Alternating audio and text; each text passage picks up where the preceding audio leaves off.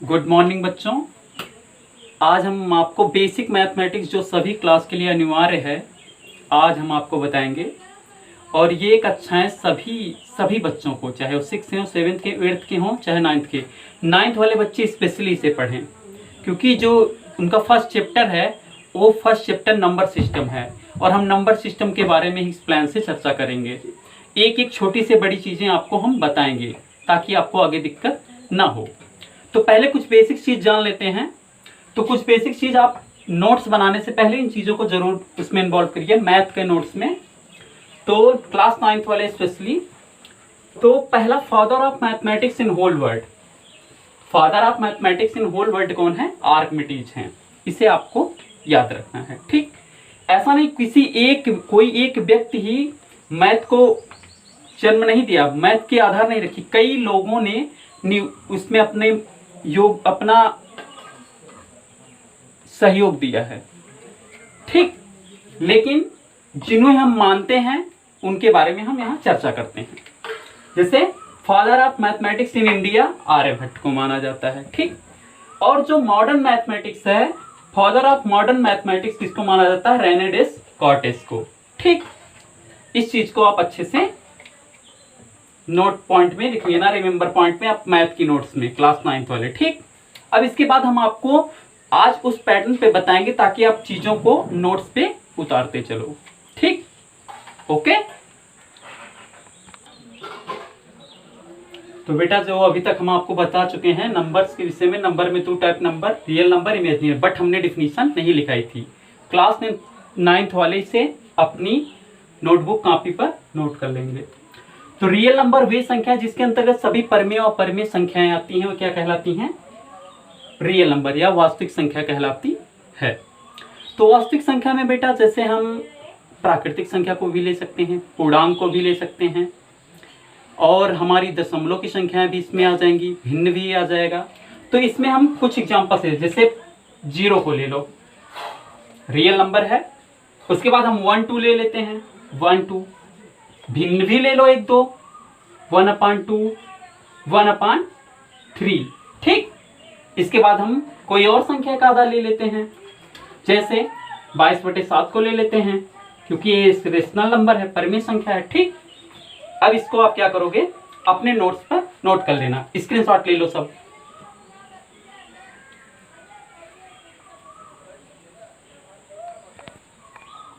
तो वास्तविक संख्या के बाद अब हम काल्पनिक संख्या की डिफिनीशन देखेंगे। इसे आपको नोट करना, जिन संख्याओं का वर्ग करने पर एक ऋणात्मक संख्या प्राप्त हो काल्पनिक संख्या कहलाती है। ऐसा सिर्फ उसी जो हम कुछ एग्जांपल देखें उसी कंडीशन में होगा।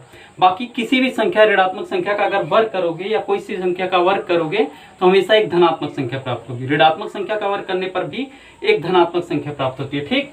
तो जैसे हम लेते हैं √-1 का स्क्वायर ना, √-1 का स्क्वायर। अगर हम इसका वर्ग करेंगे तो क्या प्राप्त होगा?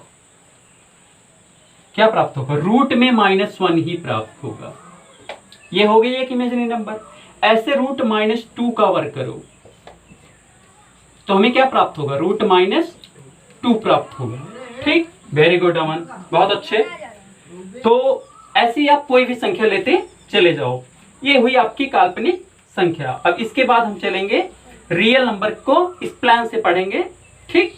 इसे आप नोट कर लो, फटाक से स्क्रीनशॉट ले लो।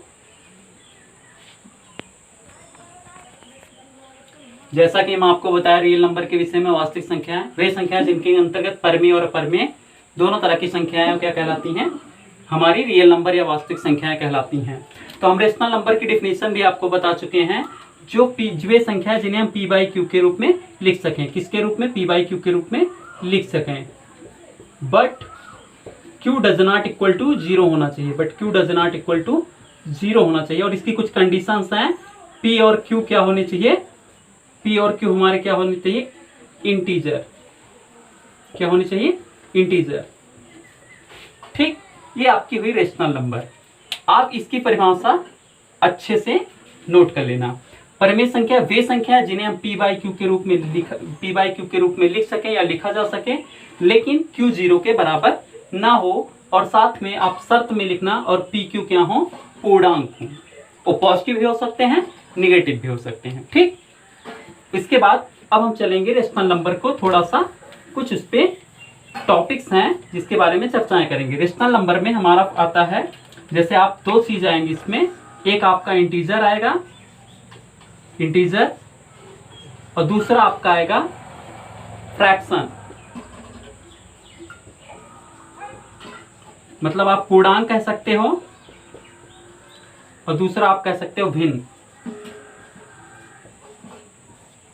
ठीक, ठीक है। अब इसके बाद अब हम चर्चा करेंगे पूर्णांक की। भिन्न आप जानते ही हो, अब हम पूर्णांक की चर्चा करेंगे। पूर्णांक में ही आपको बता देंगे क्या क्या चीजें आपको पढ़नी है, किस किस चीज की आपकी डिफिनीशन लिखनी है। ठीक, चलते हैं अब इंटीजर पर। वेरी गुड, बहुत अच्छे। अब हम चलते हैं इंटीजर पे। इंटीजर बेटा बहुत ही व्यापक है, क्योंकि जितने भी नंबर आते हैं सब इंटीजर के अंतर्गत आते हैं, सिर्फ भिन्नों को छोड़कर। जैसे इंटीजर की बात जब हम करेंगे तो इंटीजर में हम देखेंगे कि इंटीजर में हमारा पहला number negative, negative integer, negative integer, और साथ में आप कह सकते हो नेचुरल नंबर भी ले सकते हो। क्या ले सकते हो? Natural number. नंबर क्यों? क्योंकि नेचुरल नंबर कहाँ है? एक से अनंत तक है, एक से अनंत तक है। इसके अलावा निगेटिव इंटीजर में -1, -2, -3 dot dot dot minus infinity तक है, ये निगेटिव इंटीजर है। ये क्या है? Natural number. लेकिन बीच में हम कुछ मिस कर रहे हैं। क्या? जीरो को। क्या मिस कर रहे हैं हम? जीरो को। ठीक, आप चाहे तो यहाँ पे इवन नंबर लिख दो। क्या लिख दो? Even number. या साइड में लिख दो, क्या लिखोगे? Even number.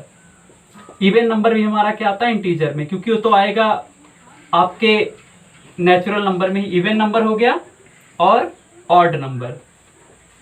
कौन सा नंबर? Odd number. ठीक, और इसी में आपके आ जाएंगे प्राइम और कंपोजिट नंबर। क्या आएंगे? प्राइम और कंपोजिट नंबर। प्राइम और कंपोजिट, कंपोजिट नंबर। ठीक, तो इसके बारे में इवन नंबर, सम संख्या, विषम संख्या, ऋणात्मक पूर्णांक, नेचुरल नंबर, प्राइम। आप चाहे तो यहाँ पे आप होल नंबर लिख दो, बट होल नंबर में ही सब आ जाता, मतलब पूरा इतने नंबर आ सकते हैं। इसमें सब एक दूसरे के पूरक हैं, एक दूसरे से बंधे हुए हैं। लेकिन आपको क्या क्या करना है पूर्णांक में? पूर्णांक में मुख्य रूप से आपको लिखना है किस किस की डिफिनीशन। पहला नंबर प्राकृतिक संख्या, किसकी लिखना है? प्राकृतिक संख्या। और उसके बाद क्या है? आपको लिखना है पूर्ण संख्या। उसके बाद आपको लिखना है सम संख्या, विषम संख्या,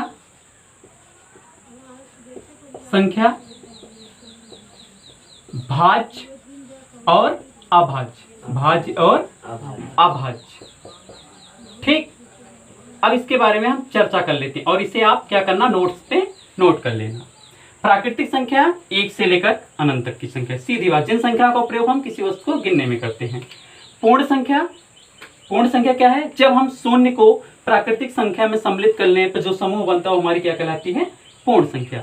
सम संख्या, पहले आप ये बताते जो संख्या 2 से कट जाए, डिवाइड हो जाए, वो सम संख्या कहलाती है, वो सही है। बट आप ये भी बता सकते हो जिन संख्याओं के इकाई का अंक 0, 2, 4, 6, 8 हो, वे क्या कहलाएंगी? हमारी सम संख्याएं कहलाएंगी। और विषम संख्या है, जो सम संख्या है जो 2 से ना कटे वो विषम है। या आप कह सकते हो जिन संख्याओं का इकाई का अंक 0, 2, 4, 6, 8 छोड़कर कोई अन्य संख्याएं आए, वो क्या कहलाएंगी? विषम संख्या। भाज्य संख्या, वे संख्याएं जिनकी 2 या 2 से अधिक गुणनखंड हों। जैसे हम 6 को ले लेते हैं तो इसको क्या होगा? 1, 2, 3, 2, 3 या 6, 3 गुणनखंड हुए ना, मतलब भाज्य है। अभाज्य संख्या, वे संख्या जिसके मात्र 2 गुणनखंड हों। एक तो एक वह स्वयं संख्या। जैसे हम 3 को लेते हैं तो 1 गुणे 3, ये हमारी क्या हो जाएगी? अभाज्य संख्या।